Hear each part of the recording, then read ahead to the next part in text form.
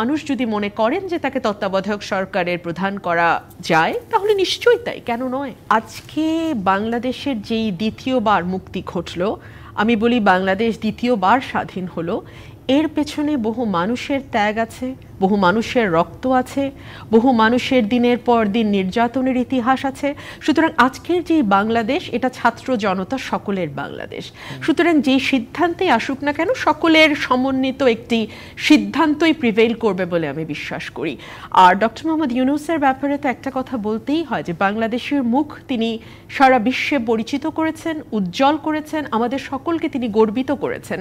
এবং তিনি এমন একজন ব্যক্তি যিনি কোনোদিন কোনো রাজনীতির সঙ্গে সংশ্লিষ্ট ছিলেন না, এবং গত স্বৈরাচার সরকার যারা পালাতে বাধ্য হলো গতকাল, তাদের সময় তিনি ভীষণভাবে নির্যাতিত হয়েছেন, অপমানিত হয়েছেন।